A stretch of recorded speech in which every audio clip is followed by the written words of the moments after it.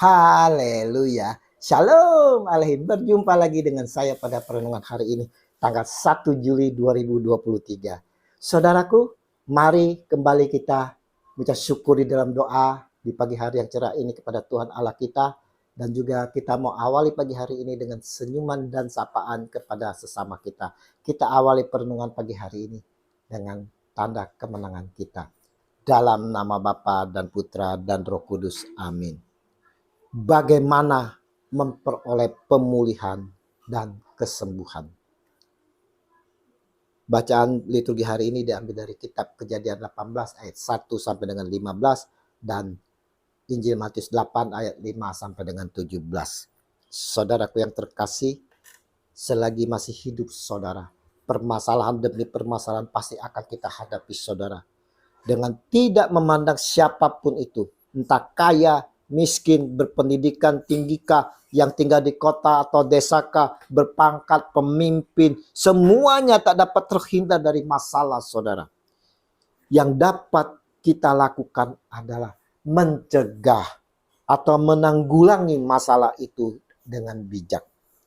Dengan melihat hal ini saudara, manusia tak dapat menggunakan kekuatan sendiri, namun memerlukan bantuan ilahi yang sanggup menyelesaikan.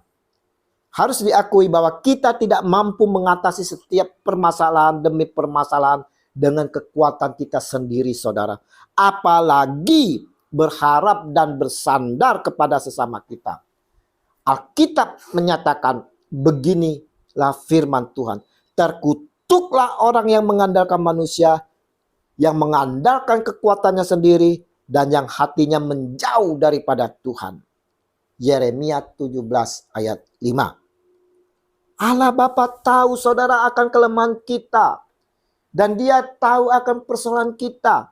Maka dia mengutus putranya Yesus Kristus Tuhan kita sebagai kekuatan kita untuk menyelamatkan kita semua dari segala permasalahan, dari segala kesulitan kita saudara.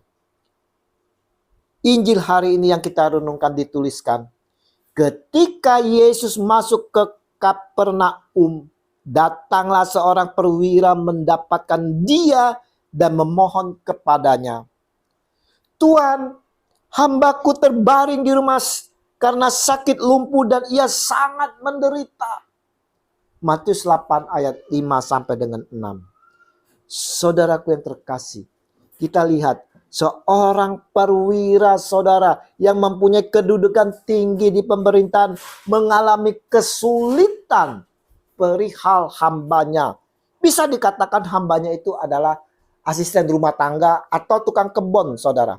Yang jelas upahan rendah yang dipekerjakan di rumahnya. Mengalami sakit keras. Dan perwira ini saudaraku yang terkasih penuh belas kasih terhadap hambanya ini. Namun ia tidak dapat berbuat apa-apa untuk kesembuhan hambanya. Sudah berusaha namun tak kunjung sembuh. Inilah yang sering kita alami saudara. Mungkin kita mengalami permasalahan saat ini. Mungkin masalah ekonomi yang hampir bangkrut saudara. Masalah pasangan kita yang berlarut-larut menuju perceraian. Masalah anak yang sangat memalukan. Atau masalah sakit penyakit yang berlarut-larut tak kunjung sembuh. Telah banyak usaha kita, namun tak kunjung sembuh ataupun pulih. Kita lihat saudara, perwira yang berkuasa ini saudara, mempunyai segalanya. Mau merendahkan hati datang kepada Yesus Tuhan kita dan memohon. Perwira ini percaya akan Yesus penuh iman karena dari pemberitaan tentang kuasa yang telah dia lakukan. Melihat kerendahan hati perwira ini saudara, Yesus berkata kepadanya, "Aku akan datang menyembuhkannya." Matius 8 ayat 7. Lihat saudara, Yesus berkata, "Aku akan datang." Berarti Yesus mau melangkah menuju rumah perwira ini. Namun saudaraku yang terkasih, perwira ini menyadari akan dirinya yang tak layak karena pendosa. Jawab perwira itu kepadanya, "Tuan, aku tidak layak menerima Tuan di dalam rumahku. katakan saja sepatah kata, maka hambaku itu akan sembuh. Wow, haleluya. Matius 8 ayat 8. Dia percaya dengan penuh iman saudara, bahwa dengan perkataan saja dari mulut Yesus yang penuh kuasa, maka hambanya itu akan sembuh. Adakah kita memiliki iman seperti itu saudara? Kita sebagai orang Katolik, setiap minggu saudara, bahkan setiap hari kita merayakan Ekaristi. Saat ajakan menyambut komuni, kita akan menyapa atau menyahut, Tuhan, saya tidak pantas Tuhan datang pada saya, tetapi bersabdalah saja maka saya akan sembuh. Benarkah itu? Adakah kita menyahutnya dengan penuh percaya, yakin di dalam iman kita, apa yang kita katakan? Bahwa bersabdalah saja, maka saya akan sembuh. Perwira ini penuh percaya dalam iman saudara. Lalu Yesus berkata kepada perwira itu, pulanglah dan jadilah kepadamu seperti yang engkau percaya. Maka saat itu juga sembuhlah hambanya. Matius 8 ayat 13. Haleluya Tuhan. Sungguh luar biasa Tuhan kita. Hanya dengan bersabda, hanya dengan perkataan saja, maka semua akan dipulihkan, disembuhkan.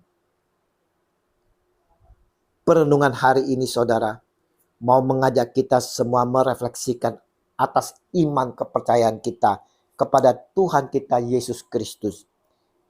Karena kesembuhan, pemulihan akan terjadi jika Yesus melihat di dalam diri kita ini ada memiliki kasih, memiliki kerendahan hati, memiliki iman yang besar. Bukan saja hanya memiliki iman besar saudara, tetapi juga memiliki kasih, memiliki kerendahan hati. Ketiga-tiganya ini harus kita miliki saudara. Ingat saudara, selagi kita hidup, kita tak memiliki kasih, kerendahan hati dan iman, maka kita akan sulit peroleh dari jawaban doa dari Tuhan kita. Ingat itu saudara, milikilah kasih, kerendahan hati dan iman.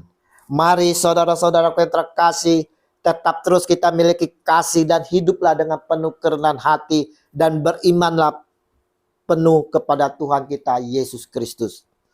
Kasih Yesus yang besar memulihkan dan menyembuhkan kita.